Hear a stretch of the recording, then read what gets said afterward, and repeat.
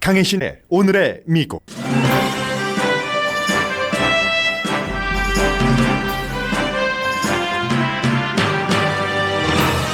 트럼프 전 대통령이 40년 동안 러시아의 자산으로 키워졌다고 영국 신문 가디언이 보도했습니다. 공화당 하원 원내대표가 하원에서 다수당을 차지하기 위해 트럼프 전 대통령에게 도움을 요청했고 트럼프 전 대통령이 받아들였습니다. 공화당 하원 대표는 100명이나 숨진 캘리포니아주 산불 원인이 우주선에서 쏜 레이저였다고 주장하는 초선 의원조차 트럼프 전 대통령이 지지한다는 이유로 견책하지 않고 있습니다. 공화당 분열의 한가운데 있는 이 정치인은 트럼프 전 대통령이 이겼다는 마스크를 쓰고 총을 신봉하는 조지아주 마조리 그린 초선 하원 의원입니다. 같은 공화당인 캘리포니아주 출신 지미 고메즈 의원은 그린 의원 쫓아내기 결의안을 발의했습니다. 의사당 난입 혐의로 체포된 음모론 큐아난 신봉자가 트럼프 대통령에게 배신당했다면서 탄핵 재판에 증인설 뜻을 밝혔습니다. 바이든 대통령은 헬스케어와 기후변화를 포함한 모든 분야에서 인종 간 불평등을 없애는 여러 정책을 발표하고 있습니다. 환경에서의 인종차별 금지 정책은 실현되기가 쉽지는 않다는 분석입니다. 바이러스 백신은 효과 등 여러 이슈에서 완전치 않지만 모두 장단점이 있고 가능한 한 많은 사람이 빨리 접종받는 것으로 초점을 모아야 된다는 게 전문가들의 공통된 의견입니다. 미국 최대의 자동차 회사 제너럴 모터스사가 2035년까지 전기 자동차만 생산하겠다고 발표하자 세계가 주목합니다. 1년에 수십억 달러 이윤을 내는 차종까지 포함시켰기 때문입니다. 여러분 안녕하십니까? 오늘의 미국 강예신입니다. 제가 새벽에 출근을 해서 보통 때는 이제 그 오피스가 있는 쪽에서 해가 뜨지 않기 때문에 반대쪽으로 와서 해를 보기도 하고 한두 번씩은 그러거든요. 그런데 오늘은 정말 그럴 틈이 없어서 지금 바깥에 비가 내리는지 확인을 하지 못했습니다. 이 말씀을 드리면서 그 생각이 났는데요. 비가 내리니까 두 가지가 생각이 납니다. 하나는 오늘부터 캘리포니아주에서 로스앤젤레스 카운티, 로스앤젤레스 시까지 포함을 해서 식당이 다시 오픈을 하는데 야외 식당이죠. 비가 내리면 얼마나 아침부터 걱정들을 하고 계실까 그런 생각이었고요. 그리고 또 하나는 산불이 지역이죠. 항상 그 비가 내릴 때마다 산불이 나는 그 가능성이 있는 지역이 역시 머드 슬라이드 그 위험도 있기 때문에 뭔가가 좀 쓰러지지 않을까, 위태롭지 않을까 그런 생각을 하면서 지난번 산불을 떠올렸습니다. 왜냐하면 캘리포니아주에서 2018년도에 발생했었던 산불은 100명 이상이 숨졌는데 그 산불 원인이 우주선에서 유대인이 쏘아 올린 레이저가 원인이다라고 주장한 사람이 지금 공화당에서 가장 주목받고 있는 초선 하원 의원이고 그 같은 발언을 하는 의원을 전혀 지금 공화당 지도부에서 견책하고 있지 않기 때문입니다. 트럼프 전 대통령이 이제 플로리다주 마알라고로 간 지가 오늘로 80회째입니다. 그런데 오늘의 미국 뉴스에서도 그랬고 많은 분들도 웬만하면 이제 그 전 대통령 얘기는 피할 수 있는 한 피하는 게 앞으로 나아가는 길이다라고 생각을 하고 계시고 저도 마찬가지입니다. 그런데 우리는 도널드 J. 트럼프 전 대통령이라는 산을 아직 넘지 못했고 앞으로 어쩌면 그 어느 때보다도 더 강한 힘을 일단은 발휘할 가능성까지 있습니다. 그렇기 때문에 오늘도 도널드 J. 트럼프 전 대통령 얘기부터 시작을 합니다. 공화당이 완전히 쪼개져 버렸고 상원에서건 하원에서건 쪼개진 반쪽은 트럼프 전 대통령에게 의지해서 힘을 지탱해보고 자신의 자리도 보존하고 또 지도부 측에서는 더 많은 의원을 트럼프 전 대통령의 도움을 받아서 2년 뒤에 치러지는 선거에서 그 의석 확보를 하기 위해서 행보를 이미 시작했기 때문입니다. 어제 다정하게 만났습니다. 캘리포니아가 지역구인 케빈 맥카티 공화당 하원 원내대표가 뭐 플로리다주로 가서 뭐 선거 기금 모금을 하러 갔다라고 얘기를 하지만 어쩌면 어느 게 더 중요한지 모르겠어요. 트럼프 전 대통령을 만나는 게 더 중요했을지도 모릅니다.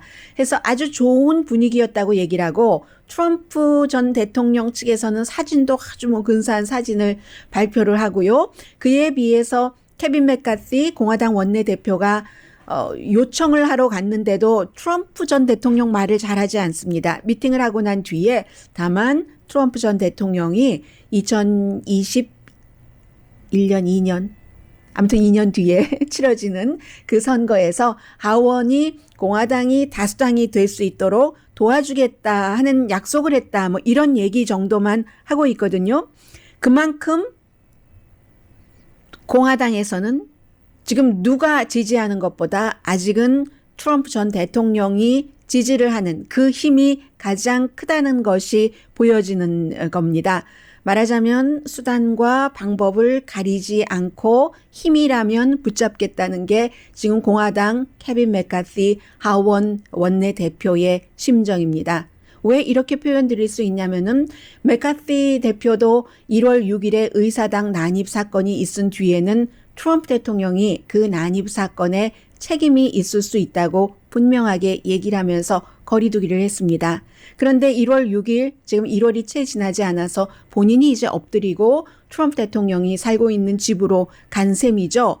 의사당에선 지금 어떤 얘기까지 나오고 있냐면은 또다시 그런 일이 있을 가능성도 높고 이미 4년 동안에 뿌려졌었던 백인 우월주의의 그 힘 같은 것이 바깥으로 많이 나왔기 때문에 의사당이 있는 그곳을 다 벽을 쌓는가? 민주주의에서 국민의 집이라는 그 집에 잘 드나들지 못하게 벽을 쌓는다. 벽을 쌓는다 하는 것까지 논의되고 있는데도 그 사건의 한가운데 있었던 트럼프 전 대통령을 만나러 가서 도움을 요청을 했습니다. 그리고는 이제 제일 그 중요한 것 가운데 하나가 요즘 자주 말씀드립니다만 상징이기 때문에 그렇습니다. 14지구 조지아주의 마조리 테일러 그린 초선 연방 하원 의원. 이 하원 의원에 대해서 어제 낸시 펠로시 하원 의장도 저 사람은 말하는 게 너무 심해 벌 줘야지 돼라고 얘기를 했고 왜냐하면 행이라는 단어를 써서 낸시 펠로시 하원 의장도 her 해야지 되고 그리고 뭐 많은 그 공화당의 중요한 인물들을 행이라고 했어요. 정말 목매달라서 교수형에 처해야지 된다.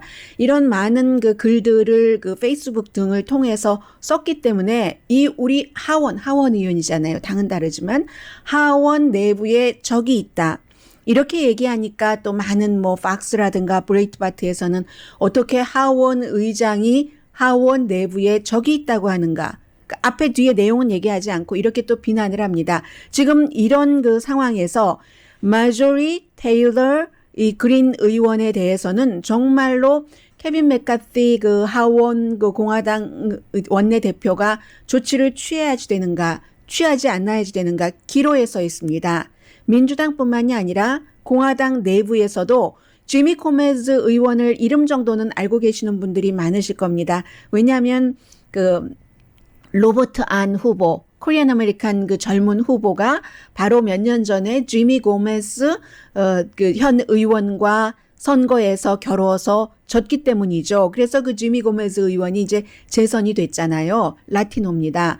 이 지미 고메즈 의원이 이런 사람은 도저히 의회에 도선은 안 된다 하고 쫓아내는 초선 의원 당선된 지 한 달도 되지 않았는데 선서한 지 쫓아내는 결의안을 냈습니다. 물론 힘들겠죠. 한석이라도 지금 귀한데 3분의 2가 찬성을 해야지 되는데 그 공화당 의원들이 찬성을 해줄 리가 만무하죠. 그러나 공화당 내부에는 이런 정신도 있다는 겁니다. 왜냐하면 마조리 테일러 그린 의원이 너무나 음모론에 가득 차 있기 때문에 우주선 그 내용뿐만이 아니라 정말 누구 이런 것뿐만이 아니라 너무 많은 음모론 부모님들도 이 의원을 많이 고소를 했거든요. 왜냐하면 샌디 훅이라든가 아니면 플로리다주의 파클랜드 하이스쿨에서의 총격 사건이 가짜인데 지어낸 거다. 다 배우들을 시켜서 이렇게 얘기를 했기 때문에 그 총격 사건으로 아이를 잃은 부모님들도 고소를 하고 그랬습니다. 그런데 왜 케빈 맥카시 공화당 하원 대표는 이 의원을 싸고 감싸는가? 이건 절대로 공화당이 앞으로 나갈 수 있는 그 방향이 아니다라고 얘기를 하면서 서서히 이제 중요한 내용들이 나오는데 지난 봄에도 그 지역에서 예비선거를 치렀어야 되잖아요. 예비선거에서 그린 의원과 같이 겨뤘었던 그런 그 존 코엔이라는 그 후보가 굉장히 경고를 했었고 그리고 케빈 맥카시 원내대표를 제외하고는 지금 린 체니가 굉장히 공격을 받고 있는데 탄핵에 찬성표를 던졌다고요. 그리고 넘버 서열 2위 루이지아나의 의원 그 의원도 총에 맞아서 숨질 뻔하다 살아난 사람이에요. 그런 사람들은 우리가 예비선거에서 이 사람을 지지해서는 안 되겠어라고 하는데 조지아주가 워낙에 레드 스테이트인데다가 음모론이 너무 가득 차고 트럼프 전 대통령을 지지하는 그 지지가 너무 강했었기 때문에 이 케빈 맥카시가 그린 그 예비선거 당시 후보를 내치지 않았습니다. 어떠한 입장 정리를 하지 않았습니다. 물론 그 뒤에 바이든은 조지아에서 이겼죠. 그 이긴 것은 교회 인근에 애틀란타 주변에 그 유권자 표가 많은 그곳에서 이겼기 때문에 그런 것이지 아직도 조지아주의 시골 그 넓은 땅에는 이 트럼프 전 대통령이나 마조리 테일러 그린 의원 같은 음모론에 가득 찬 주장을 하는 그런 정치인들을 믿고 밀어주는 사람들이 굉장히 많습니다. 그래서 이제 또 심지어는 이 그린 의원이 교육위원회에 배치가 됐어요. 아니 초등학교에서 어린아이들이 숨졌는데 고등학교에서 어린아이들이 숨졌는데 본인이 총기 권한을 지지한다고 그 이유가 가장 강하겠죠. 저거 연극이다. 저런 사건 미국에서 일어나지 않았어. 사람들이 그걸 믿는다니까는요. 너무 신기하지 않으세요? 그걸 믿어요. 그런 것을 또 열심히 뭐 텔레그램이라든가 팔러라든가 이런 곳에서 뭐 원 아메리카 네트워크라든가 뉴스맥스라든가 심지어 브레이트바트라든가 이런 데서 마구 해주니까 그것만을 보는 사람들은 또 그것만을 봅니다. 전형적인 매체를 보지 않기 때문에 믿고 있습니다. 그래서 공화당은 지금 조지아주의 초선 의원인 마조리 테일러 그린 의원을 어떻게 하느냐. 이게 트럼프 대통령이 지지하고 트럼프 대통령을 지지하는 의원이기 때문에 굉장히 중요하고 현재로서는 어제 트럼프 전 대통령을 만나는 것을 보니까 이 케빈 맥카시 의원이 그린 의원에게 어떤 벌을 줄 뜻은 없는 것으로 보입니다. 이 그린 의원은요. 마스크를 쓰고 다녀도 그 선거는 도둑 맞았다. 트럼프 대통령이 이겼다. 이런 마스크만 쓰고 다니면서 지금 민주당과 공화당 내부에서도 나를 공격하는 것은 내가 기존 정치인이 아니고 사람들을 너무너무 사랑을 해서 사람들을 위한 정치를 펼치기 때문에 트럼프 전 대통령이 하는 말과 비슷하죠. 그리고 내가 트럼프 대통령을 지지하기 때문에 나에게 이렇게 되는 거다. 이렇게 하는 거다. 민주당은 사회주의를 만들기 위해서 이렇게 하는 것이다. 라고 지금 초선 의원인데도 힘이 완전히 지금 공화당의 그 하원 원내 대표와 겨룰 정도로 상징적으로 큽니다. 그러니까 공화당에서도 일리노이가 지역구인 그 아담 그 킨징어 의원은 굉장히 잘 알려진 의원이죠. 마조리 테일러 그린은 공화당이 아니야. 무늬만 공화당이지. 이름만 공화당이지. 이런 얘기를 하고 있습니다. 그래서 공화당이 마조리 테일러 그린 의원의 처리를 어떻게 할 것인가? 여기에 대해서 그게 공화당의 미래와 굉장히 연관이 있는데 아직까지 트럼프 전 대통령을 믿고 있는 사람들이 많은데 공화당에서 왜 그러냐면요. 그것은 부정선거라고 믿기 때문입니다. 왜 부정선거라고 믿었는가? 연방 대법원에서도 아니라고 하는데 그것은 트럼프 전 대통령이 그만큼 가짜 주장을 효율적으로 잘 그 선동으로 하는데 성공을 했기 때문입니다. 이만하면 됐다. 우리 정말 할 만큼 다 했어. 하고 심지어 그 QAnon에 여러 가지 음모론을 퍼뜨리는 사람들조차 이제는 생업으로 돌아갈 때야 하고 얘기를 하잖아요. 그 QAnon의 기본적인 음모론이라는 것은 이 사회가 공화당 어린아이들을 좋아하는 그런 소아병적인 그런 사람들로 쭉 가는 것을 트럼프 대통령이 다 깨트리려고 한다 하는 그런 음모론이 그 줄기가 바로 그거잖아요. 그걸 믿었던 사람들조차도 지금은 이건 아니다. 우리는 이제는 제대로 가야지 된다. 론 와킨스라는 와킨스 부자입니다. 론 와킨스가 아들이고요. 그리고 아버지가 이제 짐 와킨스인데 두 사람 다 뭐 일본에서 지금은 일을 하고 있어요. 아버지는 뭐 포르노 산업에 오래전부터 종사를 했던 군 출신이고 아들은 이런 컴퓨터 테크놀로지 같은 것에 굉장히 능한데 이제 우린 할 만큼 했으니까 그만하자라고 얘기를 하는데도 아닌 겁니다. 이게 트럼프 전 대통령의 힘이 아직까지는 그만큼 강하다 하는 거. 그리고 이것을 상원에서는 덥석 잡지는 않았는데 하원에서는 덥석 잡았기 때문에 트럼프 대통령을 잡았기 때문에 케빈 맥카시 대표가 잡았기 때문에 어떻게 보면은 바이든 현 대통령이 화합을 가지고 나왔잖아요. 바이든 전 대통령이 화합을 하자고 하는데 이렇게 트럼프 전 대통령이 전면에 나서면서 탄핵은 거의 불가능한 것처럼 보이고 정치적인 힘이 여전히 트럼프 전 대통령에게 쏠린다면은 바이든 현 대통령으로서는 이 정권 화합의 정치를 하기가 굉장히 힘들어지고 힘들어지는 것뿐만이 아니라 하긴 뭐래 말뿐이었지 실패했어 라는 소리도 들을 수 있고 그럼 공화당에는 좋은가? 2년 뒤에 선거에서 maybe 공화당이 다수당이 될 수 있을지도 모르겠으나 장기적으로는 아무도 모릅니다. 그런데 장기적으로 음모론이 완전히 성공한 적은 없습니다. 미국에서 음모론은 굉장히 많았죠. 여러분과 제가 역사를 통해서 알고 있는 50년대의 조셉 맥카시 의원에 의한 저 사람 공산당이야. 뭐만 잘못하면 공산당이라고 뒤집어 씌워서 어떻게 되다가 결국은 자기가 망했어요.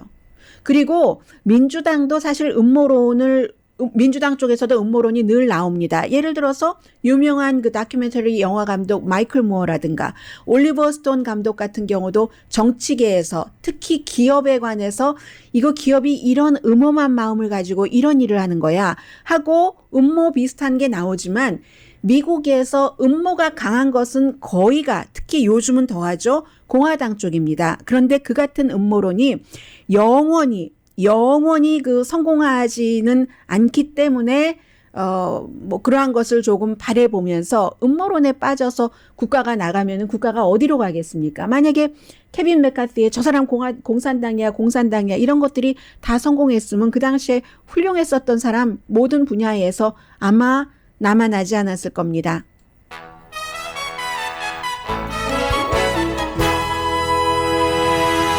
아마 여러분들께서 헤드라인을 들으시고 궁금해하셨던 분이 이 부분일 수 있습니다. 트럼프 전 대통령이 40년 동안 러시아의 자산이었다고? 굉장히 중요한 뉴스입니다. 그런데 이게 가디언에서만 미국의 탑뉴스로 보도를 했고요. 아직 미국 언론에서는 전하지 않고 있거든요. 그렇기 때문에 저도 조심스러운 부분이 있고 해서 후반부에 제일 뒤에 전해드리겠습니다. KGB에서는 러시아의 정보국에서는 트럼프 전 대통령을 뭐 결혼하고 신혼 때 그때부터 딱 저 사람을 점 찍었다는 겁니다. 그런 내용이거든요. 그 부분은 뒷부분에 말씀을 드리겠고 잠시 뒤에는 지금 바이든 대통령이 하고 있는 여러 일 가운데서 행정명령이나 정책 발표를 하는데 거기에 항상 그 중심에 이게 그동안 소수인종이 이 이슈로 인해서 어떻게 불평등을 당했지? 이것을 불평등을 평등으로 풀어가야지 되겠네 하는 큰 줄기가 있습니다. 잠시 뒤에 전해드립니다. 라디오 서울 방송 오늘의 미국 듣고 계십니다. 헬스케어 그리고 환경, 백신에 있어서의 인종평등에 관해서 새로운 행정부의 정책을 말씀을 드리겠습니다. 어제 말씀드렸던 것처럼 이제 헬스케어 정책은 2월 15일부터 5월 15일까지 다시 여러분들께서 오바마 케어를 신청하실 수가 있습니다. 그런데 그동안에 이제 트럼프 전 행정부에서는 이 오바마 케어를 막기 위해서 한 하나의 방법은 홍보를 하지 않는 것. 홍보하지 않는 것에서 이제는 이메일 등을 통해서 굉장한 아웃리치를 할 테고요. 이 오바마 케어, 어포러블 케어 액트는 말 그대로 그 생존의 법입니다. 생존. 의회에서 그렇게 하려고 해서도 안 되고 연방 대법원에선 정말 가까스로 그렇게 명맥을 이어왔는데 초기에는 명맥을 이었다고 말씀드리는 게 옳을 것 같습니다. 인기가 없었죠. 특히 이제 애매한 그 직원 숫자를 갖고 계시는 그런 분들께서 부담이 많고 또 본인도 강제성이 있고 해서 부담이 많고 해서 그랬으니까 처음부터 완전한 법은 아니었습니다. 오바마가 늘 인정을 했었던 것처럼 완전하지 않지만 이렇게 시작을 하고 뒤에 이제 트럼프 대통령이 더 이것을 보완해 줬으면 좋겠다라고 얘기를 했는데 어제 이제 이 같은 그 헬스케어에 관한 그 구체적인 것이 발표된 것을 보니까 전문가들은 이렇게 평가를 하고 있습니다.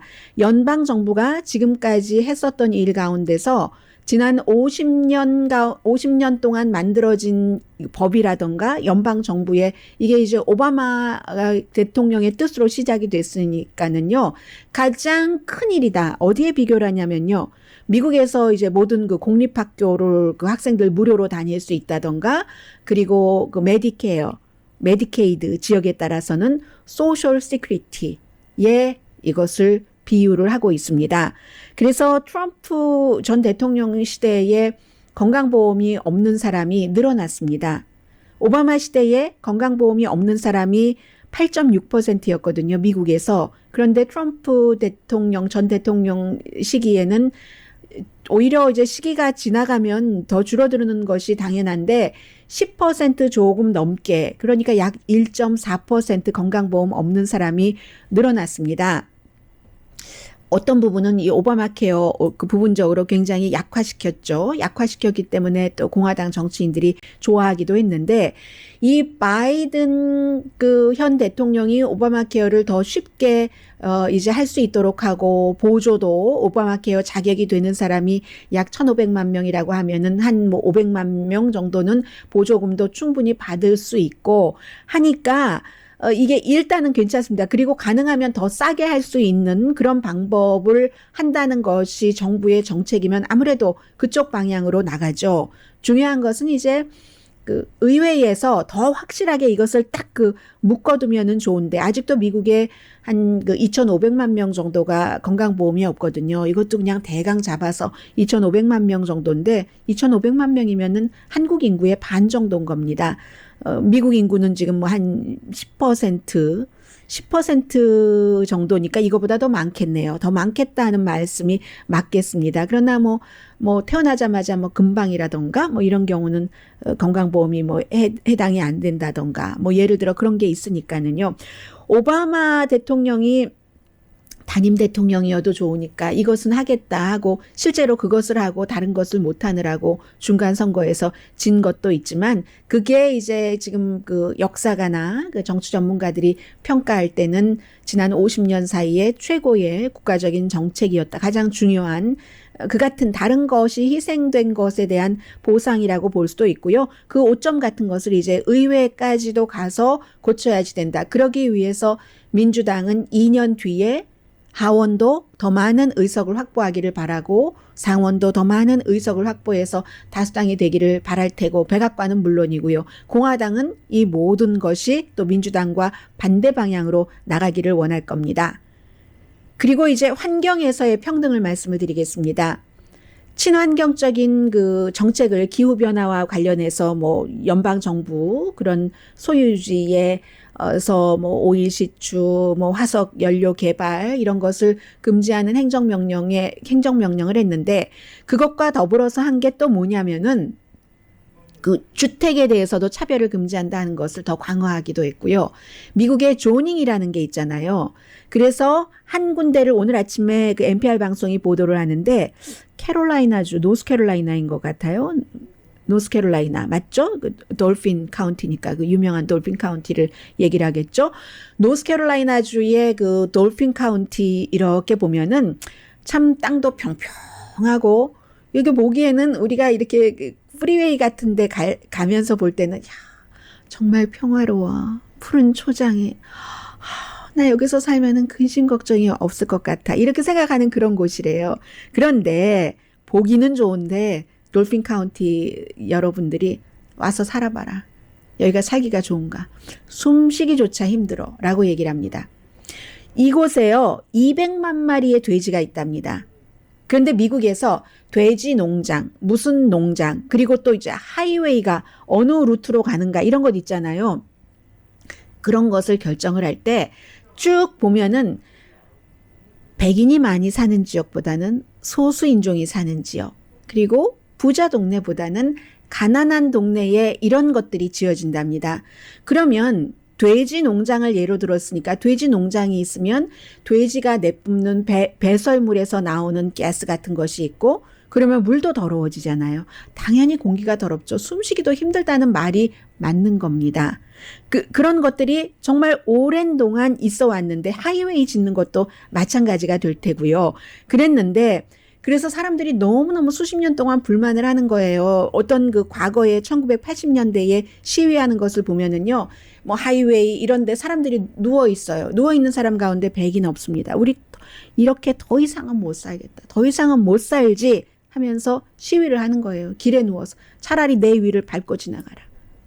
죽어도 좋다. 어차피 이렇게 죽으나 저렇게 죽으나 똑같아. 이런 식으로 해왔는데도 안 되는 겁니다. 그래서 바이든 행정부도 앞으로는 이걸 잘 검토를 해서 차별이 없이 하겠다라고 선언은 했어요. 이번에 이제 들어와서 뭐 지금 얼마큼 됐습니까? 아흘에째죠. 하기는 했는데 힘들다는 거예요.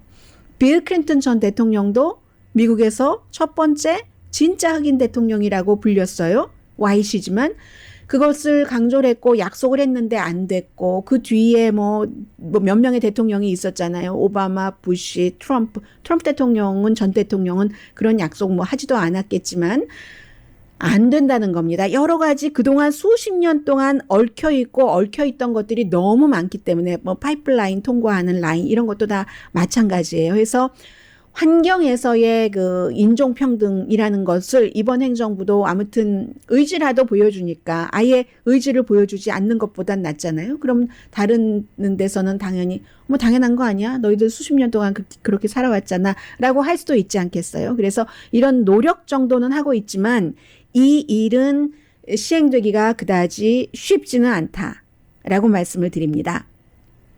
좀 전에 백악관에서 앤서니 파우치 박사를 포함해서 여러 명이 나와서 다시 이제 이 코로나 바이러스에 관한 브리핑을 했습니다. 두 번째 브리핑이겠죠? 했는데 새로운 행정부 들어오고 나서 지금 백신이 문제가 되고 있습니다. 백신도 마찬가지로요. 얼마 전에 제가 여러분들께 며칠 전에 말씀을 드릴 때 미국 사람 한 6%가 백신 접종을 받았다 해서 저도 말씀은 드리면서 그 모든 내용의 그 링크는 제가 또 그 정도의 확실한 것의 링크는 todayus.com에 항상 방송 끝나고 해놓습니다. 헤드라인과 함께. 그래서 좀 이상하다라고 속으로 생각은 했는데 오늘 아침에 그 가디언의 그 보도를 보면은 미국 사람들 3% 정도만이 이게 맞을 것 같아요. 적어도 한 번 그 바이러스 백신 접종을 받았다는 거거든요. 그런데 지금 데이터가 16개 주에서만 데이터를 아주 정확하게 발표를 했는데 인종적인 데이터를 보면은 백인이 여러 이유로 그 백신 접종을 받은 사람이 더 많답니다. 백신 접종 받지 않겠다고 하는 백인도 많지만 받기를 원하는 사람 가운데서는 전체적으로는 백신 접종을 백인이 더 많이 받았다는 얘기예요. 그래서 이런 것을 뭐 분석하려면 한참 시간이 걸리겠지만 어느 정도나 많이 받았느냐 하면 펜실베니아의 예로 드는데요. 펜실베니아 주에서 백인들은 1.2%가 접종을 받았답니다. 그에 비해서 아프리칸 아메리칸은 0.3%만 받았다는 거거든요. 0.3%하고 그러면은 4배 백인이 그 흑인계보다 백신 접종을 더 많이 받았다는 얘기가 되잖아요. 펜실베니아 주입니다. 물론. 그래서 이러한 것에 있어서도 인종차별이 있다. 더군다나 코로나 바이러스에 더 많이 걸리고 또 걸린 이후에 치료를 제대로 받지 못해서 더 많이 숨지는 사람은 뭐 아프리칸 아메리칸이나 라티노잖아요. 백인에 비해서는 뭐 숫자로 그것은 다 나와 있는 것이니까. 그런데도 백신을 접종을 받고 싶어 하면 어떤 연유에서든지 이렇게 백인이 더 많이 받더라. 이런 문제도 지금 그 지적이 되고요. 백신에 대해서는 뭐 존슨 앤 존슨 것이 한 번만 맞아도 효력이 엄청난다고 한다던데 그게 아니더라. 뭐 한 60%인 것 같아요. 어떤 언론은 뭐 50%라고 하고 66%라고 하고 하는데 60%에서 66% 효력이 있다. 그런데 그러니까 이거 아니잖아. 뭐 이렇게 얘기하는 사람도 있고 또 정부에서 지원을 받아서 정부의 프로그램이니까 그 트럼프 전 대통령 때 해놨었던 오퍼레이션 랩 스피드죠. 연방정부 지원을 받아서 노바박스라는 잘 알려지지 않은 제약회사가 백신을 개발을 했는데 뭐 90% 효력이 있다 했는데 이것도 또 뭐 사우스 아프리카 쪽에서 오는 변이 바이러스에 대해서는 50%밖에 효력이 없다 이런 얘기가 나오고 있습니다. 다 또 원래 백신이 완성됐다고 발표했을 때 그리고 지금 백신 접종을 해보고 난 뒤에 여러 가지 수치 같은 것이 달라지긴 합니다. 그런데요. 다 장단점이 있어요. 예를 들어 존슨 앤 존슨 백신 같은 경우는 모더나라든가 파이저사의 백신보다 값이 쌉니다. 값이 싸니까 그 나름대로의 그 장점이 있고 그리고 더 중요한 것은 여러분들께서 백신 예약을 하시고 또 순서표를 받고 현장에 가서 저는 존슨 앤 존슨 거 놔주세요. 아니요. 저는 모더나 거 놔주세요. 선택의 여지가 없어요. 여러분께서 어느 지역에서 사시느냐, 그 지역의 로컬 그 백신 담당관들이 결정을 해서 여러 조건에 따라서 결정이 되겠죠. 놔주는 대로 맞으셔야지 되기 때문에 그런 것도 없고 좀 전에 제가 파우치 박사 그 방송 들어오기 전에 그 브리핑하는 거 보니까 지금으로서는 백신이 어쨌든 안 맞는 것보다 효력이 훨씬 많으니까 더 빨리 가능하면 더 많은 사람이 맞는 것이 백신에 대한 포커스여야 된다. 이런 얘기를 했습니다. 잠시 뒤에 이제 미래로 가는 이야기 전해드립니다.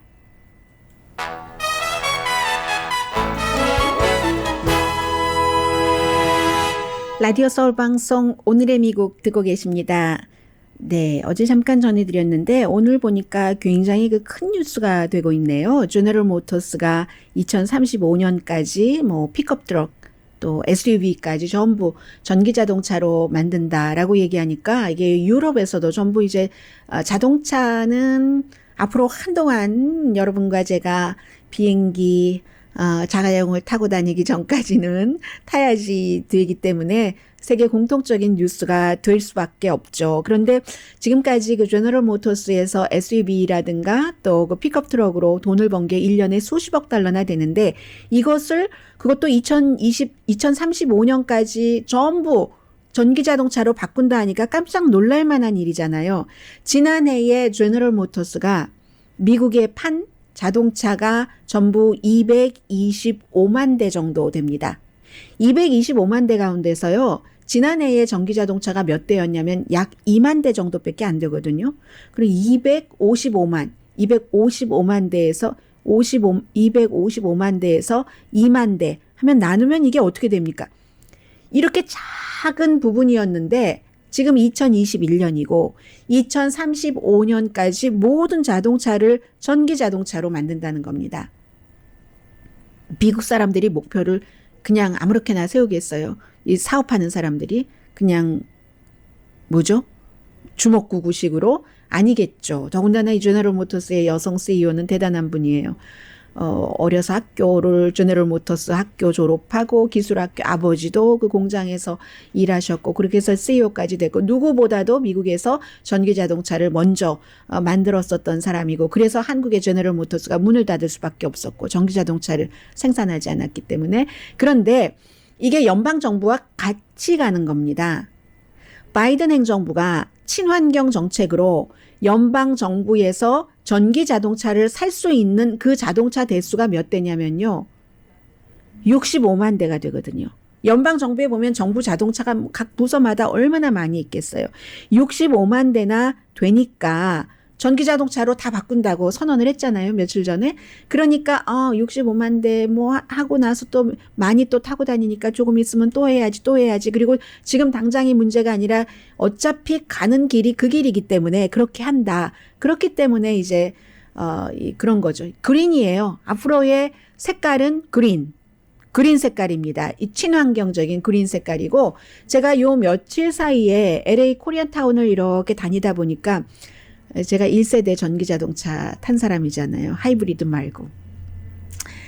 그래서 좀 전기자동차에 대해서 조금 관심이 있는 편인데, 전기자동차 주유를 하는, 전기를 주는 주유소와 같은 그런 게 많이 있거든요. 뭐, 저도 지금 전화기 앱에 보면 몇 개가 있어요. 몇 개가 있는데, 그 가운데서 뭐 C자로 시작되는 것도 있는데, 코리아타운에 B자로, 블링크, 뭐 말씀드리죠. 블링크라는 검은색, 갑자기 너무 많이 생겼어요. 어떤 그 삼각길에 보니까 어제는 보통 이렇게 생기면은 2개, 1개, 그것도 또 고장나. 사람들이 또 전기자동차 개념이 없으니까 전기자동차가 거기에 파킹을 해야지 되는데, 완전히 그냥 일반 자동차가 있어서 차징도 못하고 이렇게 돼 있는데요. 지금은 보니까 전기자동차 사시고 집에 차저가 없으신 분들도 좀 괜찮아지겠다는 생각이 들 정도로 많이 만들어 놉니다.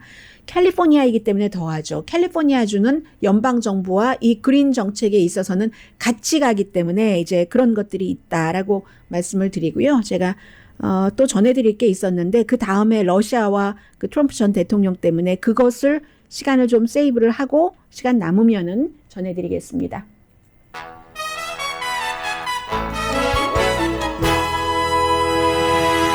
라디오 서울 방송 오늘의 미국 듣고 계십니다. 오늘 가디언이 미국의 탑뉴스로 보도를 했는데, 트럼프 전 대통령이 러시아의 자산으로 지난 40년 동안 키워졌다.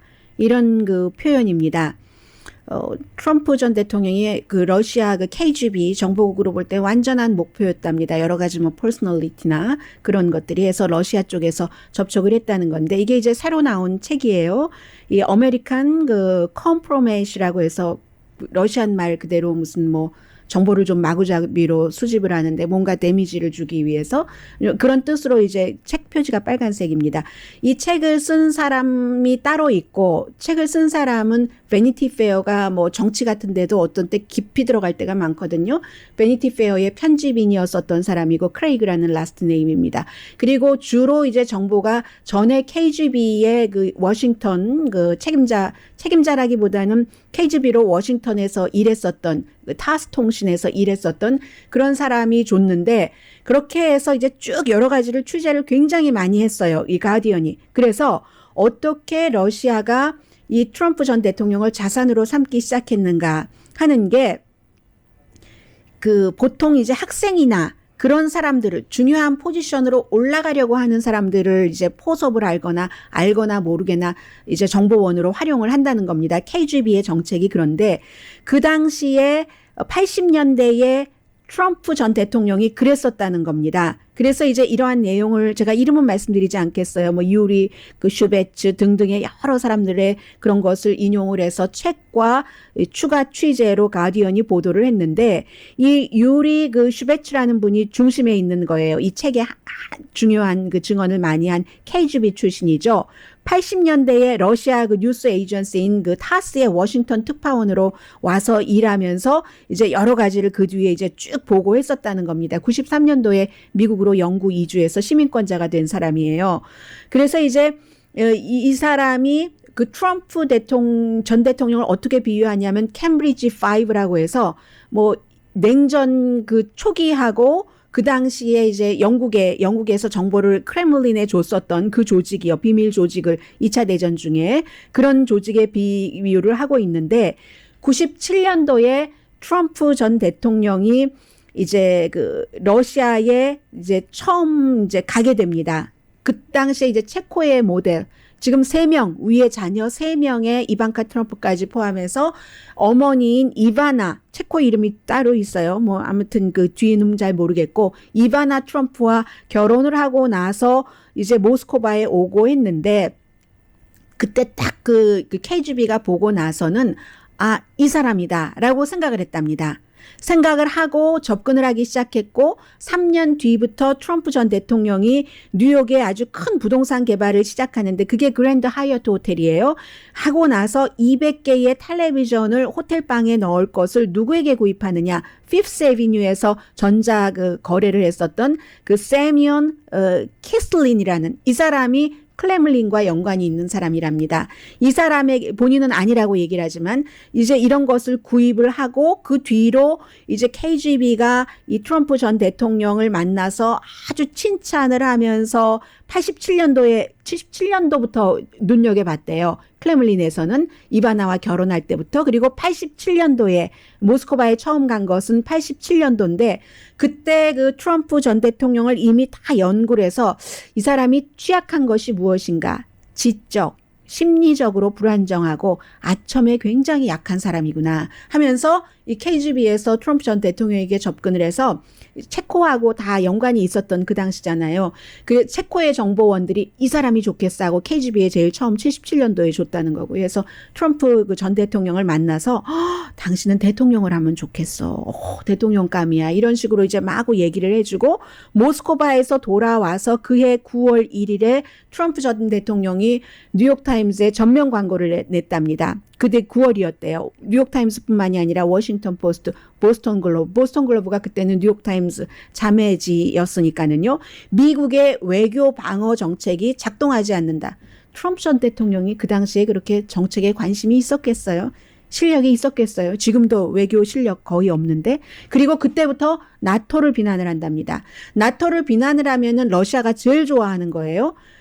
그리고 그때부터 다른 나라 방어비를 미국이 왜 내야지 되는가? 뭐 이런 얘기 지금 많이 했었던 그런 얘기를 했었다는 거죠. 그리고 나서 며칠 뒤에 앞서 말씀드린 그 KGB 지금은 미국의 시민권이 된 그 슈베츠 이분이 KGB 본부에 가서 봤더니 KGB 본부에서 성공했어. 이렇게 큰 성공일지 몰랐어. 자산 가치가 있어 해서 그 뒤로 계속 관리를 하고 2016년 트럼프 전 대통령이 승리하자 모스크바가 환영을 했다는 것 아니겠어요? 그리고 로버트 멀러 특별검사가 이 러시아의 음모론 이런 것을 범죄적으로만 봤지 이 같은 과거부터의 관계를 다 끄집어내지 않은 것에 이 증인, 책의 증언을 한 전 KGB 출신 이 사람이 너무 실망을 해서 스스로 조사를 했고 이 저널리스트가 책을 쓰는데 협조를 하고 왜냐하면 이건 고쳐야 돼라고 생각을 해서 그래서 그랬다는 거예요. 트럼프 전 대통령이 완벽한 목표라고 생각했었던 것은